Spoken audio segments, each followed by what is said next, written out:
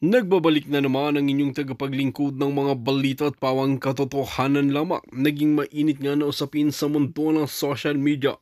Ang pagbagsak ng tiwala ng mga general sa kanilang leader ay isang malinaw na indikasyon ng lumalalang sitwasyon sa loob ng pamahalaan. Kung totoong nilaglag na ng mga general si Kuting, nangangahulugan ito ng pagkakaroon ng hidwaan sa pagitan ng mga nasa itaas na antas ng kapangyarihan.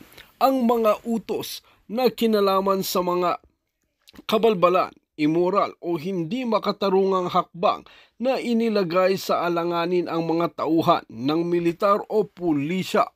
Kapag nawala ang suporta ng sandatahang lahas, ang isang leader ay nagiging lubhang mahina sa kasaysayan. Maraming leader ang bumagsak dahil sa pagkawala ng tiwala mula sa mga institusyong dapat sana'y tumutulong sa pananatili ng kaayusan. Ang ganitong pangyayari ay nagbubunsod ng tanong, gaano kalala ang mga utos at gawain ni Kuting upang hindi na ito kayanin ng kanyang mga opisyal? Maaring ito'y sinyalis na ang mga nasa loob mismo ng gobyerno ay nakikita na ang katiwalian o abusadong hindi na nila kayang ipagtanggol. Kung magpapatuloy ang ganitong kalagayan, maaaring dumami pa ang mga opisyalis na tatalikod sa kanya. Ang pagkawala ng suporta mula sa militar at pulisya ay isang mabigat na dagok sa isang leader na umaasa sa lakas at kontrol.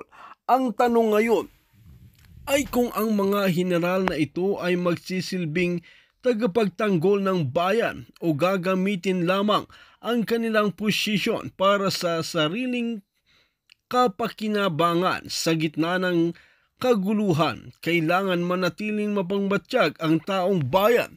Sa huli, ang tunay na pagbabagong hinahanap ng bayan ay hindi lamang nakasalalay sa paniniwala ni Kuting, kundi ang pagbuo ng mas makatarungan at malinis na sistema ng pamahalaan. Well mga kaibigan, para nga sa karagdagang impormasyon, panoorin nga natin ang buong video. At kung bago ka pa lamang sa aking channel, huwag kalimutan i-click ang subscribe button at notification bell para lagi kang updated sa ating mga bagong video. At para sa sulit viewers natin dyan, maraming salamat sa walang sawang pagsuporta. 1,000. Ngayon, nasa 80 na yata, no? So, kung titingnan nyo, talagang nagiging chief of staff is Army. Pero kung titingnan nyo ngayon, kung ako yung nasa government, maraming day, Sarah. Palakihin mo yung Navy at saka yung Air Force. Palakihin mo na yung contingent. Para anyone dyan, pwede mag-chief of staff, Air Force saka Navy. Kasi being an archipelago, dapat yung mga Air Force natin o kaya yung Navy talaga ang chief of staff, hindi yung Army. Kasi masyado tayo na involved sa internal security. Ang nangyayari, nagiging focus natin is land warfare, internal security. Kaya ang mga chief of staff natin, usually panay Army, kakasawang Army. I am an Army man, pero I'm looking at it from a holistic na point of view. Ang kinakailangan, kung ano yung dating ng panahon, yun yung chief of staff natin. Or gawin mong 4-star lahat yan, Army, Air Force, Navy, no? Marines, hiwalay mo as a service kunwari. O kaya, ikabit nyo yung PNP, no? Kabit nyo, 4-star din. Army, hindi, maganda yung Marines, i-separate nyo na eh. I-detach nyo from the Navy. Mag-coordinate na lang sila. Kasi iba naman yung barko hawak eh, iba yung baril yung hawak eh. First wave atake, yun yung Marines eh. Yan yung mga, sila Orlando de Leon, no? Class 82. So, yung Air Force yan, sila Pokis. Walang pag-asa dahil doon sa structure. Kaya nga, academy pa lang, alam nyo ba, nung academy pa lang, inisip ko rin yun, hindi na ako magre-reklamo na naging Army ako. Hindi na. Bakit? May pag-asa ako mag-chief of staff. Kadete pa lang ako iniisip ko na yun Pwede may pag-asa ako mag-chief of staff kasi nagiging chief of staff, panay Army. Kung Air Force ako, tsaka Navy, pinakamataas ko, 3 estrella.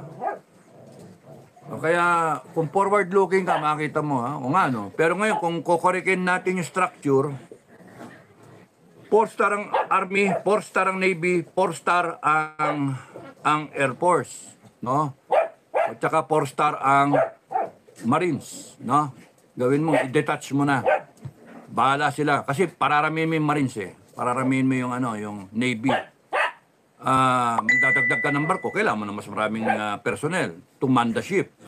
Magdadagdag ka ng mga eroplano, supposed to be, wala tayong aircraft carrier, pero lagyan mo ng airfield ang bawat isla, you have 7,000 plus aircraft carriers, unsinkable. Kahit banata ng bomba yan, sandamakal na missile, nandun pa rin, hindi lulubog. 7,000 islands eh. Lagyan mo lang ng airstrip. Meron kang, sipin mo lahat yun, may aeroplano lahat yun, 7,000 islands. Kahit isang squadron lang, Diyos ko. And then, kung di kaya may mga battery, missile battery, dapat ganyan yung mindset ng natin eh, ng defense natin. Hindi yung panay mga tsaka isipin, ano ba yung threat? Nasaan yung threat? Yung threat hindi na sa labas nandito na sa loob eh. Nandito na sa loob ng Pilipinas yung threat. Yung threat nga, nandiyan sa Congress. Isa pa yun. Yung POGO, sinasabi ko kanina, nandito sa loob ng Pilipinas. No? Pero yung isa pang threat to national security is corruption, criminality, drugs. Nandito lahat yun. Yung katingin tayo sa labas, ang dami natin, bili-bili tayo ng whatever. Hindi pinapalakas yung ating reservist base. Dapat yun yung lumakas. Dapat yun armado, 50. Milyones na Pilipino armado at any time, point in time, pagka nagkagulo, you can activate them. Pero hindi. Okay, so magbasa muna ako, haba na yun. Okay, Christine A., good morning, Sir Dado. Bobby of Tuhan, good morning. Supremo, thank you. John Ray Velasco, nagpunta kayo ba ng Barrio Fiesta, sir? Bakit ano meron sa Barrio Fiesta? Saan? Kailan? Hindi ko alam. Hindi ako nagpunta.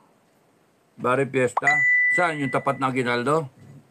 Tagal na ako hindi pumupunta ron. Dati, lagi ako doon every week eh. Crispy pata. Kare-kare. Lumpiang ano. Ano yan? Ano? Hindi dito. Wala. Hindi ako pumupunta dito. Kasi nung one time lang pumunta dyan in my entire stay here. And I found the service sloppy. Napika ako, ayoko na. Kasi ganun ako, pagka may kinainan ako na establishment at hindi ako kontento, hindi na ako pupunta ron. Kasi ako kami nagbabayad for a good meal good service. Tapos nun hindi ka masayahan, hindi na ako bibili doon. Ganon. Choice. It's a choice. Yun yung power talaga kung naintindihan nyo I am one customer less. Di ba? And hindi pa nga ako nagsasalit ng ganyan. Kumain kami sa Max sa SM Sumama yung loob ko ron Inaway ko pa yung manager Inaway ko pa. Galit ako Tapos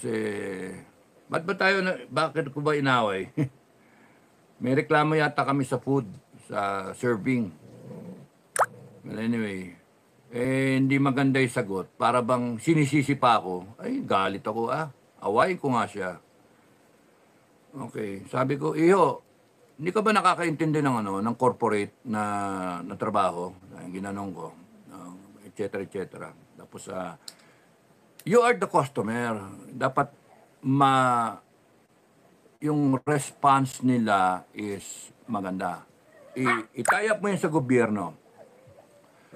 Kung kunyaring ikaw, customer ka sa isang restaurant, why are they there? What is the logic of being there? Restaurant. The logic is that nagbibista sila because they have a product. May pagkain na masarap, may service sila, at sa dami ng competition, bakit ka pupunta? Kasi hinihikayat ka, nag-a-advertise pa sila. Dumating ka doon and then you find out, ang sama ng produkto nyo. Kakain ka na lang, imbis na kakain ka doon sa ibang kainan, dito ka pumunta kasi pinaunlakan mo. And you find out, you're telling a lie. Parang kayo rin, yung nakita niyo yung picture sa mga display, when you're purchasing sa fast food, no? Kita mo, ang lalaki ng hamburger, ang lalaki ng serving. Pag binigay sa'yo, ganyan kalit lang yung hamburger, yung ganyan kalaki yung hamburger. Anak ng toko yan, ano. Nung kasi kinuna ng close-up eh. So, it appears na ang laki-laki. But anyway, so, yun yung relate niyo sa government. Tayo yung customer ng serbisyo nila. Nangako sila, maganda yung serbisyo nila, pero pinaunlakan natin sila. Binoto natin. And only to find out, nanakawan lang tayo. Babalusabasin tayo, bababuyin yung ating institusyon, at tayo pa kayong tatakutin. Tatakutin tayo. Gagamitin nila yung konstitusyon natin laban sa atin. Habang mga hinayupak na yan. Diba? O, sino ngayon tama? Taong bayan, tayo, na nagluklok sa kanila. O, sila, na panandalian lamang, 3 taon, every 3 years o every 6 years, pinapalitan natin. Pero pagka malapit na matapos yung termino nila, at eleksyon na next year, aba, ang babait. Ang babait. Quiet. Nag-hit kasi ang lalaking ulul. Figaro. So, yun. Layo, no? Inabot. Barrio Fiesta lang naman yun. Winfredo, Ohio. Magandang gabi. Magandang umaga. Thank you for waving. Kevin Duldola. Magandang umaga. Supremo. Thank you, Kevin. Emelda Cubs. Good morning, Sir Dado. Thank you. Spicy Hong Kong. Hello po, sir. From Hong Kong. Thank you. Spicy, ha? Hello, Hong Kong. Cebuano, gayud ako. Magandang umaga, Sir Dado. Watching here from Singapore. No Jeff NT. Magandang umaga po, Jan Dado. George, magandang umaga. Bangkisyo. Good morning po. Watching from Bahrain. Kamusta mga taga Bahrain? Kevin Duldulao. Ang ganda ng ng profile pic. FGF na crest, no? Kevin Duldulao. Nabitin kami kagabi, Supremo. Ba't kayo nabitin? Saan kayo nabitin? Doon sa binabay na ka. Kasi 1 hour lang yun eh. Elian Boy, good morning, Sir Cap Dado. Alex Salagos, good morning, sir. Watching from KSA. Jaime, good morning, Sir Dado. Kamusta ang KSA, no? Alex Alagos. Good morning, Jaime. Kaloy, Meting, kamusta ka? Supremo, maraming salamat, Kaloy. Master Hilwa. Good day, Sir Dado. Watching from... Hindi ko makita, maliit masyado. Saan to? Itong plug mo. Sorry, hindi ko makita. Jing Onciano, good morning, Captain Dado. Thank you, Jing. Roland Cordero, good morning, Sir Dado, from Auckland, New Zealand. Christine A, always watching here from Hong Kong. Ingatan po lagi ang sarili. Kailangan ka po ng tamban.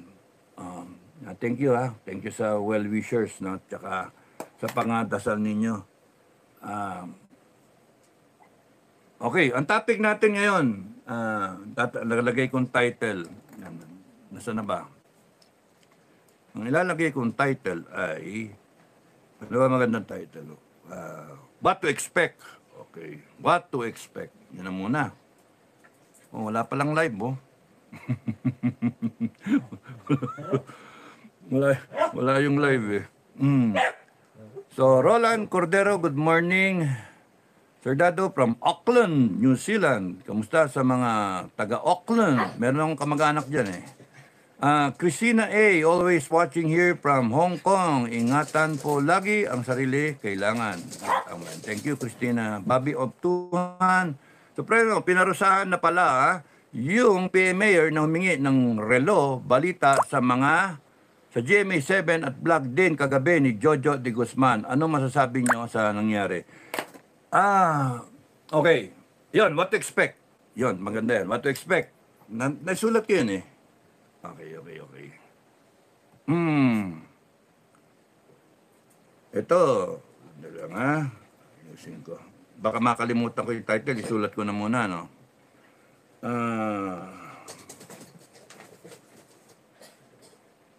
On a global scene muna tayo. Satellite muna tayo. What to expect? Very volatile yung situation pwedeng magkaroon ng escalation into a regional war. Pagka nagkaroon ng regional war, ma-involve yung, madodraw in yung superpowers, China, Russia, US. US muna eh. Pag pumasok ang US, and then nagkaupakan, siyempre, pwedeng pumapil ang Russia. Pero nandun siya, busy siya sa Ukraine with NATO. Pero doon mismo, pwedeng magkaroon ng nuclear exchanges, no? Kasi pagka napiko na yung Russia, so gaganti naman yung NATO. So doon talang volatile na yung situation doon. Isang gagong general lang yan. Isang gagong general o isang gagong pinuno. Dito naman, sa Israel, ganoon din. Pwedeng magka-upakan yan. Kung sabay-sabay ngayon itong mga kalaban niya na upakan siya sabay-sabay na ganyan, Israel, by human act, a natural act, tao lang eh.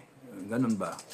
Survival, pinag-usapan. Kaya yung survival instinct might kick in and then, boom, kunana, ina nyo, lahat. Eh kung meron akong 100 na nuclear weapons, eh ilan lang ba kayo nakapaligid sa akin? O tapatan ko kayo lahat. Tapos kayo, may nuclear submarine siya. So, anytime. Pinipigil siya ngayon. Pinipigil siya ng mga superpower. Siyempre, isipin ng Israel, hindi naman kayo nagigiba, hindi naman kayo nasisira, kami. Hindi naman kayo namamatayan, kami. Di ba? So, in the final, pwedeng mapilitan ng Israel because of survival, no? As a people. Ngayon, kung sagutan sila, tapang-tapang, pwedeng mag-bow down yung isa at matakot, no? May pressure din eh. Kasi pagka yung mga allies ng Iran, pwede ba tumigil ka na, hinayo pa ka? Madadami kami, yung gano'n ba? Kasi ano yan eh, yung volatility at saka yung peer pressure, etc., no? May play sa lahat ng nangyayari. Dito sa atin, North Korea nagpaparamdam na eh sa South Korea, no? Pwedeng magsimula 'yan. Pwedeng ano yan yung North Korea. Buyuhin ba? Na upakan mo. Pero siyempre, takot din yung South Korea kasi maraming nakatutok sa kanya. Kaya nga magulo. Yung atin, pwedeng tayong maupakan. Dahil sa West Philippine Sea, at saka sa dami na ng pogo rito na hindi mawala-wala, ewan ba, bawal na raw yung pogo pero ba't nandiyan pa? O baka pinapalitan na ng pangalan o nag-change over of beneficiaries. Hindi natin alam eh. So, kasi yun yung problema pagka meron kang corrupt na gobyerno. Yun yung problema. Hindi mo mapagkatiwalaan. Okay? So, on a global. Now, what to expect? Yung pagsasalita ni BP Sara, ni Inday, tameme lahat eh, no? Tameme lahat. Okay. Sa akin, ang sinabi ko nga nakaraan, you expect na magkaroon ng political realignment. Okay. Now, correct. Correction. Number one that you should expect change. Yan, sure ako doon. Magkakaroon ng pagbabago. Na? Kasi nakikita ko na, the way I see it, expect change. Nagsalita ang Inday Sara, tameme silang lahat. Na ano sila eh, na ganun sila. Nanginginig sila. At tapos nun, sila mismo, kokosyonan nila yung isa't isa. O hinay-hinay lang. Baka maano tayo, mayari tayo, matapos tayo. Yung ganun. So, yung administration ngayon, ang gagawin niya, sa tingin ko, ang gagawin niyan is, kung natatakot ka sa pagbago, change over ng command, change over paabutin mo ng eleksyon. Na kailangan umabot tayo sa eleksyon, 2025. Kasi pagka umabot tayo sa eleksyon, mas lalakas tayo. Another set ng senators yun, na kung madadaya natin yan, may pera tayo eh, kung madadaya natin yan, kontrolado natin Senado. Ma-impeach natin niya si Sara. Hinay-hinay lang. Di ba? So, tama na yung pautik-utik natin. Wala na yung SMNI na yan. Nakakulong na si Pastor Kibuloy. Tatakbo, pero wala yan. Matalo yan. Yung ganun ba? Kasi nasa atin naman yung control ng lahat. No? Tapos nun, that is the how they will be thinking. Kasi overconfident sila. Hawak pera nila. Nahawak nila yung pera ng taong bayan. At alam nilang tanga ang Pilipino. Yung mga nasa ilalim. Tanga. Oy, tanga daw kayo. Mga namasa. Masang Pilipino. Kasi dali yung bilin No? Magpaunlan sila ng 2 bilyon o mga 2.5 billion sa 2025 na kinulimbat nila sa atin. Nag-ipon sila. Meron silang war chest. No? Dami silang bala. Itong mga Duterte, wala silang bala. Piniga pa nga yung budget Tsaka hindi ka naman pwedeng kumuha ng pera doon sa budget, di ba? Anak ng toko ito. Sila, nagnanakaw sila, nagwawartya sila para madikta nila kung ano yung gusto nila mangyari. Upakan mo si Duterte, si Presidente. Upakan mo si Sara, impeach natin. O ito pera, magkano? Magkano kailangan nyo? Di ba? Salampak sa eleksyon. Ito yung gusto ko mananalong mga senator o ito yung mga congressman. You see? Pera-pera Yun akala nila. Okay. So, at the very least, ang gusto nila, sa tingin ko lang, pwede ko mali, pabuti nila ng 2025. Yan. Para makonsolidate lalo nila yung forces nila. Okay. So, sigurado tayo magkaroon ng pagbabago. Yun yung tingin ko naman. Kasi tumatayo ng Inday Sara, nagsalita na yung pagsalita niya, it will add confidence.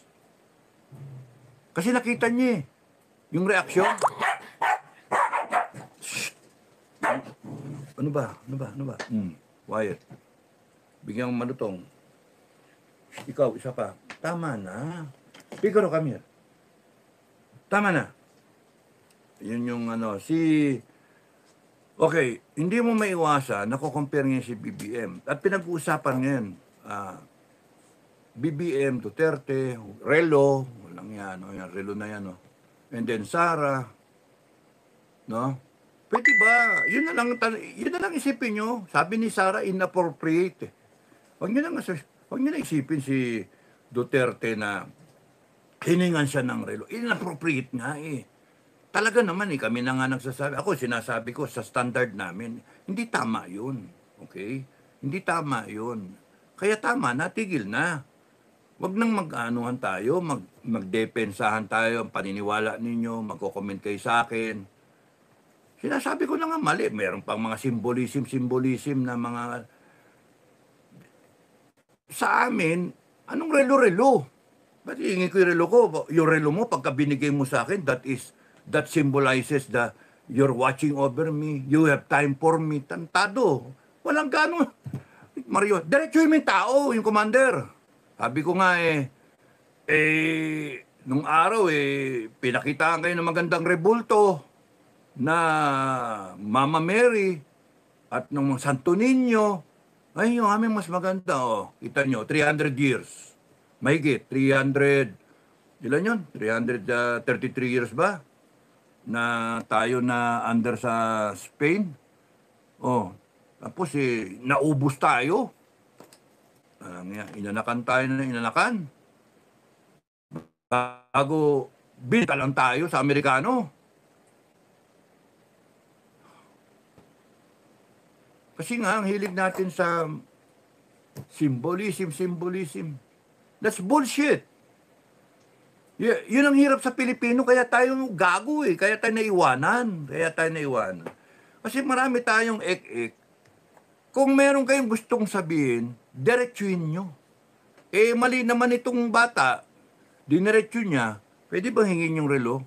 Kasi nga yung symbolism daw ng relo, yun yung bat ng ng mga nagko-comment I have your watch.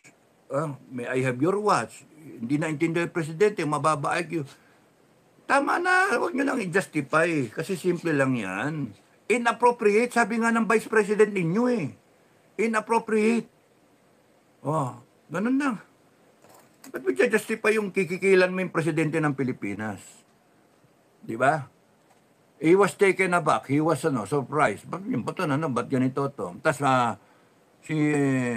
meron pa nag sabi si Malu, political analyst, love you Malu, Tikiya, lagi niyo pakikinggan yan, si Malu, magaling din yan. Sabi nga niya, nagsimula pa raw kay yung pagbigay na relo kay FBR daw, panahon ni FBR. Regardless kung nagsimula pa yan nung tatay ni Marcos, regardless. Kasi ang punto, you do not ask for something na hindi ka entitled. Sinasanay mo yung mga bata ng isang mali. Sinasanay mo ng mali. At makakalakihan. Hindi tama. Huwag mong kukonsintihin ang isang mali. Okay. Yan. Anong yung repercussions niyan? Okay. Isip kayo. Ang nakikita ko, what to expect, is gagamitin na administration yung mismong relo na yan, no? Para upakan nila yung bata. Yan, sige, pinarusahan ng araw Pinaparusahan na yung bata. So, the admin will punish, yun ang dating will punish the young lieutenant. No? And then, to show,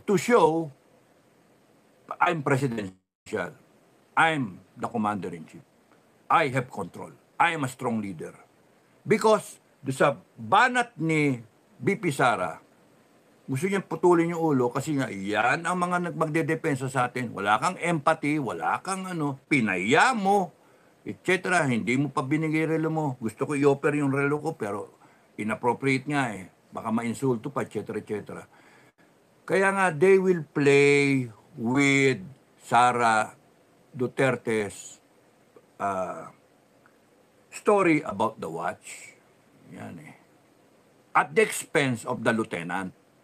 Why? Kasi ang thinking ng mga nakapaligid kay BBM, sa tingin ko, pwede akong mali. Kung ayaw niyo maniwala, okay maniwala. Ang thinking ng mga nakapaligid, kasi may mga sign may sign pinaparusahan yung bata. Nagurgur ako. Ayan, pawala-wala internet. Yun yung sasabihin. Kung hindi ka nagsalita, Inday Sara, yun yung mga banat nila. Yan yung mga magiging, you expect that. Kung hindi nagsalita si Inday Sara at hindi nagpaka-psycho, sira ulo, nagpakasisa, yun yung mga banat dyan nila, ay hindi mamalasin yung bata. Nakagraduate na nga Dahil sa nagsalita ka, para itaas mo yung sarili mo at i-divert mo yung attention doon sa investigasyon ng Kongreso, ayan, minalas yung bata. Kinakailangan yung parusahan, etc. At kinakailangan aksyonan ng presidente ngayon kasi siya yung presidente, he is strong, etc. And they will pin the blame on Sara. Yun yung storyline. Expect that na mangyari. Kung sinisimula ng parusahan yung bata, ewan ko kung ano extent ng hindi pa ako nakapag ng balita. Sinabi nyo lang, pinaparusahan So I would assume, indicator yon na yung bata ay palalabasin nila, kundi dahil kay Inday Sara, nag-ingay si Inday Sara, tahimik sana yung bata, walang kaso. Why are they going to do that? So that gusto nila yung klase ng PMA nung nag-graduate na in 2024, magalit kay Inday Sara. Yan yung utak nila sinister no? Para magalit kay Inday Sara. Kasi yung salita ni Inday Sara, bago kita pugutan ng ulo, no? I-imagine ko, gusto ko sabihin muna sa pagmumukha mo, yung bata na yan, no? Yan yung mapuputulan ng daliri, magpapakamatay sa West Philippines, yan yung magdedepensa sa bansa natin. Ang effect nun, here is somebody, a vice president, who is concerned sa mga sundalo. So, kinakabahan ngayon yung Malacanang. Kasi baka mag-polarize yung mga sundalo, lalo na yung men in uniform, men in ranks, mga sundalo, no? At saka junior officer. Ito yung dito kami magpakamatay kay Inday Sara. Which is pagka nangyari yun, mag-polarize yung lower echelon ng armed forces, kumampi dito kay Inday Sara, delikado sila. EDSA 1 yan, ang labas. EDSA 1, nahati eh. Ang natira kay Marcos, senior, panay general. Nasaan yung mga junior? Wala na. Nagkudetan na, nandun kay Ramos lahat. So all it takes is one general, isang general na active, na magdeklara. Susunod lahat sa kanya. One respectable general in the armed forces now. Because yon ang nangyari sa AFP. It wasn't enough a colonel, Lieutenant Colonel Honasan. Although Honasan at that presented everything that is ideal sa Long Gray Line. At sila ang mga, at that time, battalion commander, mga lieutenant colonel. At yung mga class 71, sila Honasan at that time. 71, 70, Bear, doon sa Malacanang siya, yung anak. No? 71 Honasan, the whole class supported Honasan, the first captain at that time. They supported Honasan. And then, 73, 74, 75. 75. Yung first captain na 75 na naging ambassador, si Noe Wong, supported Honasan. And then 76, 77, 78, 79. 78, company commander. Si Oko, 78. Yung 77, si Pabustan, CO ni Bert Caldeo. Second company, Ranger Company, Cagayan Valley kaming dalawa. Isang Pabustan na US Ranger at isang Detabali 78 na US Ranger na mga CO namin. At kaming dalawa ni Bert Caldeo 83. Nandoon na kami, involved na kami. You see yung hati, kahit sino pang general maiwan wala nang tao eh. Yun yung nakatakot sila.